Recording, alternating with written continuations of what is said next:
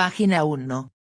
La historia del diablo y la idea del mal desde los primeros tiempos hasta hoy, por Paul Carus. Prefacio del editor.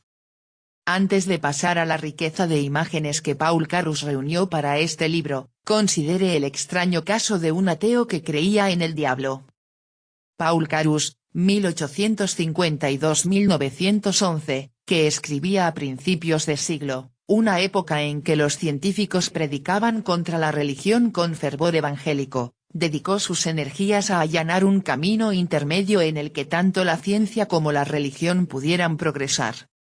Cuando era joven, huyó de una Alemania intolerante para tener la libertad de publicar sus pensamientos liberales, pensamientos que se convirtieron en su filosofía del monismo. Encontró el puesto perfecto para el trabajo de su vida como director de Open Court Publishing Company. Allí escribió decenas de libros, editó 2 revistas dedicadas a la ciencia y la religión y publicó una impresionante lista de títulos de los científicos y teólogos más avanzados de todo el mundo. De hecho, una visión mundial de la ciencia y la religión fue el sello distintivo de las publicaciones de Open Court y el sello distintivo del monismo de Carus. Paul Carus era ante todo un filósofo de la ciencia. Monismo proviene de la palabra griega mono, que significa uno. Sus principios, como lo sostuvo Carus, preparan una base para la ciencia. Este fundamento sustenta un método de investigación aplicable a todas las facetas de la vida, incluida la religión. El monismo ve la naturaleza como una e indivisible. Afirma que la naturaleza puede ser explicada por un método, el método de la razón. La experiencia humana también es una e indivisible. La experiencia humana puede ser explicada a través de la razón. El monismo de Carus no descartó las facetas intangibles de la experiencia humana, como los sentimientos, las ideas, las convicciones morales. Incluso las visiones y las creencias religiosas se consideraban parte de la realidad del mundo. Usando su filosofía monista, el Dr. Carus demostró que podía llegar más allá de los mitos literales y las creencias religiosas y descubrir su verdadero significado reuniendo ejemplos de mitos e imágenes religiosas de todas las épocas y culturas y deduciendo su elemento común. Joseph Campbell y Robert Graves todavía siguen el método de Carus en sus libros. La historia del diablo, a través de su asombroso impacto visual, impresiona al lector con la universalidad de la idea del diablo.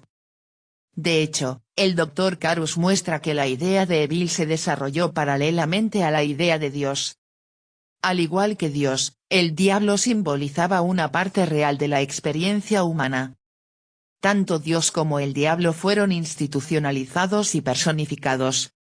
La mente humana creó sus propios dioses y sus propios demonios, pero comprender que el diablo es simplemente un símbolo del mal no hace que el mal sea menos real. La interpretación de Carus del diablo hace del mal un obstáculo a vencer, un problema fundamental que enfrenta toda la gente. Paul Carus se llamó a sí mismo un perfecto incrédulo. Especialmente en cuanto a la creencia en el diablo tradicional.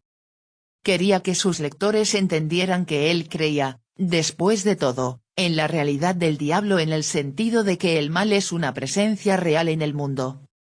El diablo representa la resistencia del universo al esfuerzo humano. Sin resistencia no se avanzaría, sin mal no habría bien. El Dr. Carus vio que Dios y el diablo son términos relativos, el bien es bueno solo porque existe el mal, y Dios es Dios porque existe el diablo. Quizás el primer filósofo moderno de la ciencia, la solución de Paul Carus al problema de la ciencia frente a la religión se adelantó a su tiempo. Su confrontación con el problema del mal hace oportuna la publicación de este libro porque interpreta al diablo en términos claros y racionales. Paul Carus pensó que su visión de la relatividad del bien y el mal era el primer paso para fundar la comprensión mundial y el progreso pacífico. Y además, descubrió que el diablo era un tipo perfectamente encantador, solo mire y vea. 1.1. Parte 1. El bien y el mal como ideas religiosas. Este mundo nuestro es un mundo de opuestos. Hay luz y sombra, hay calor y frío, hay bien y mal, hay Dios y el diablo. la concepción dualista de la naturaleza ha sido una fase necesaria en la evolución del pensamiento humano.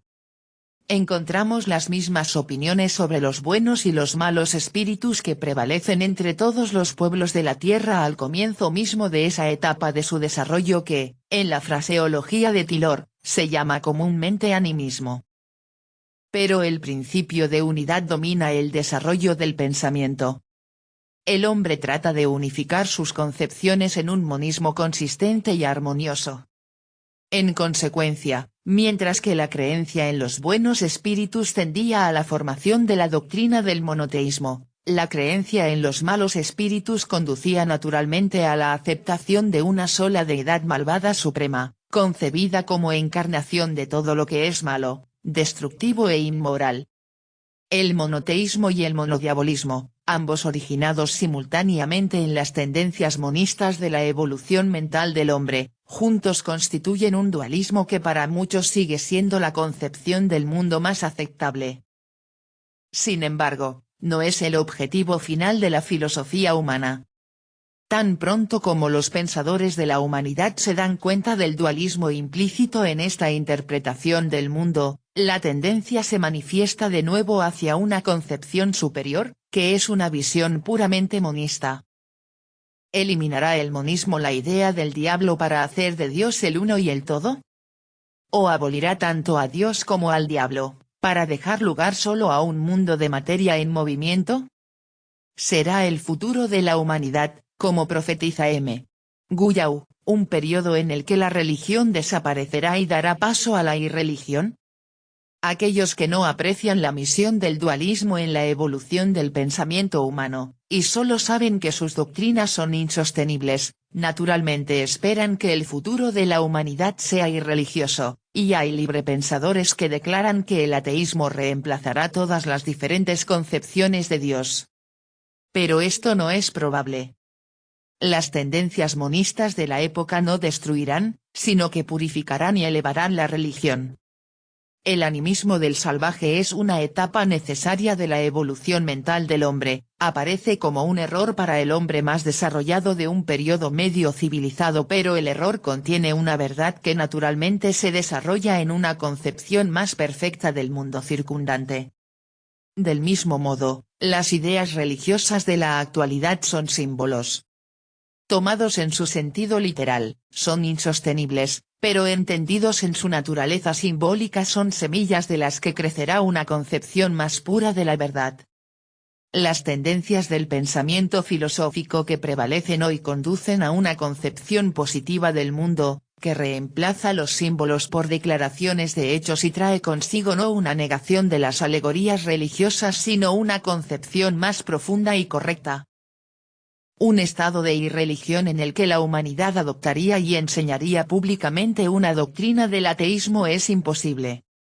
El ateísmo es una negación, y las negaciones no pueden sostenerse, porque solo tienen sentido cuando se las confronta con las cuestiones positivas que rechazan.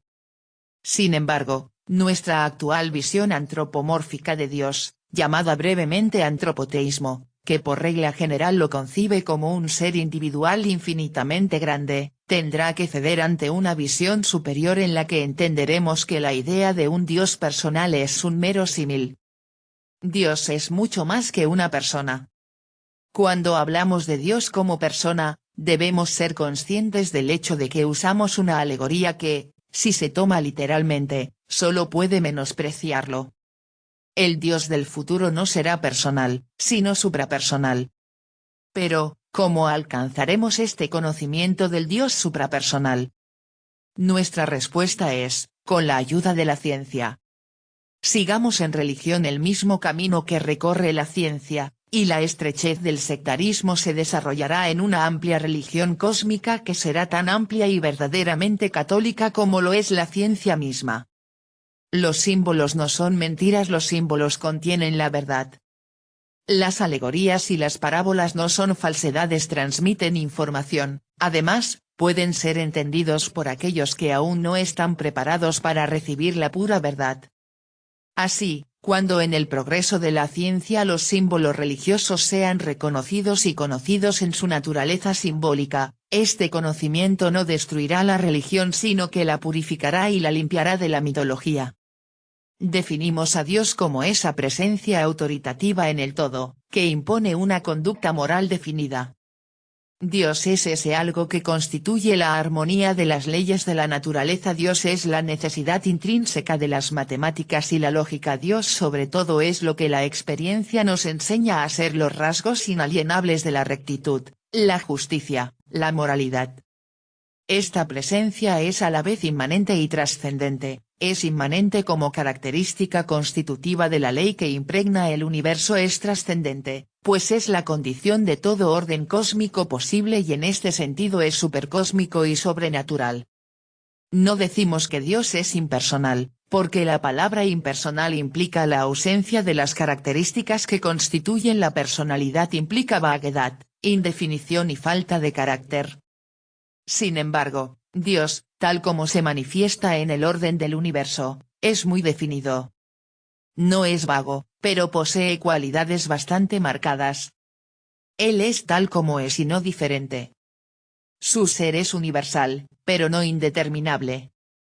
Su naturaleza no consiste en generalidades indiferentes, sino que exhibe una talidad distinta. En efecto, toda talidad en el mundo, tanto en la naturaleza física como en el dominio del espíritu, depende de Dios como se define aquí, y, ¿qué es la personalidad del hombre sino la encarnación de esa lógica cósmica que llamamos razón? Dios, aunque no es un ser individual, es el prototipo de la personalidad. Aunque no es una persona, pensando pensamientos como nosotros, deliberando, sopesando argumentos y llegando a una decisión, es sin embargo lo que condiciona la personalidad. Posee todas aquellas cualidades que, cuando se reflejan en las criaturas animadas, añaden a sus almas la nobleza de la imagen de Dios, llamada personalidad. Por eso decimos que Dios no es impersonal, sino superpersonal. Mientras que la idea de Dios ha recibido mucha atención por parte de filósofos y teólogos progresistas, su contraparte, la figura oscura del maligno, ha sido muy descuidada. Y, sin embargo, el diablo es, después de todo, una personalidad muy interesante, grotesca, romántica, humorística, patética, incluso grandiosa y trágica.